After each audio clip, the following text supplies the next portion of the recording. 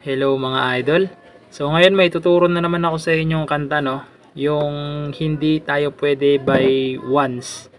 Maraming nagturo na nito pero yung ituturo natin is super easy chords lang, no?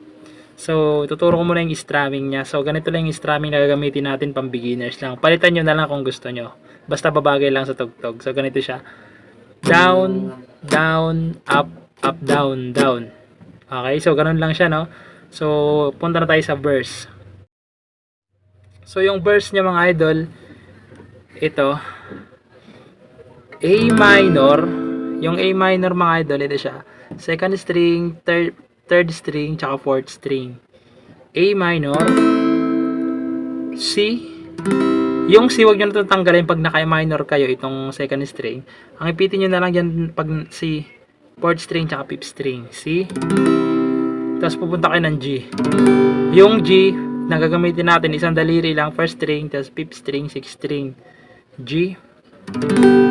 Tapos D.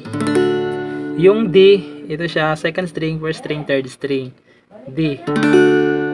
Tapos sunod, F major 7. Yung F major 7, ito lang siya, second string, third string, tsaka fourth string. Para lang kayong naka-C, pero nakababa lang tong dalawa. Yan. F major 7.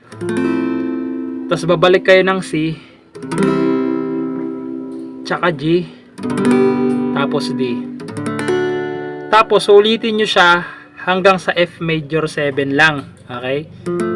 Ulitin nyo siya hanggang F major 7 na lang sa pangalawa. Pag naulit nyo na hanggang F major 7, babalik kayo ng C, tapos F major 7 ulit, tapos D minor. Yung D minor, ito siya, first string, third string, tsaka second string, D minor. So, ganun siya, no? So, pasadahan natin yung verse. So, ganito siya. Yung strumming natin, yung pang beginners lang, ha? So, ganito siya. Pilit nating iniwasan ganitong mga tanungan. At kahit di sigurado, tinuloy natin ang ating ugnayan. Tapos ulitin nyo lang ulit. Lahat ay parang lumabo, di alam kung saan tutungo.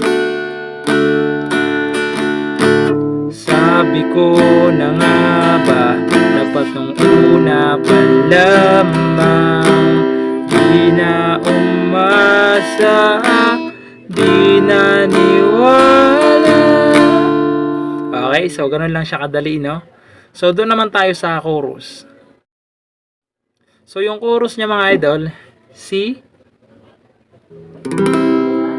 E minor, yung E minor, 5th string tsaka 4th string, E minor, tapos A minor, tapos F major 7. Gagawin nyo yung mga chords na yun ng dalawang beses. Pag natapos nyo yun, pupunta kayo naman sa F major 7, D minor, tapos F major 7 ulit.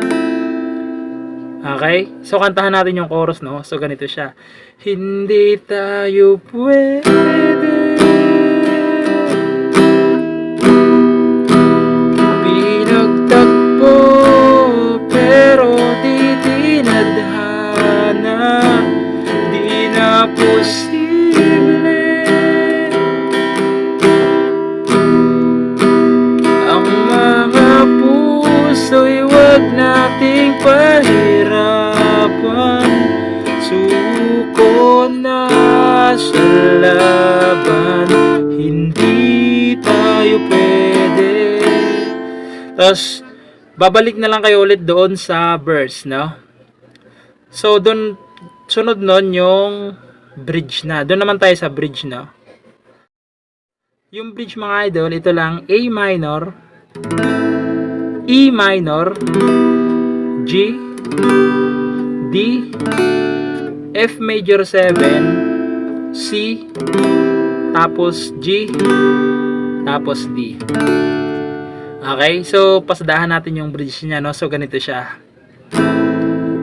Hindi tayo pwede dahil una pa lang alam naman nating mayroong hangganan, at kahit ipilit hanggang dito na lang, dito na lang.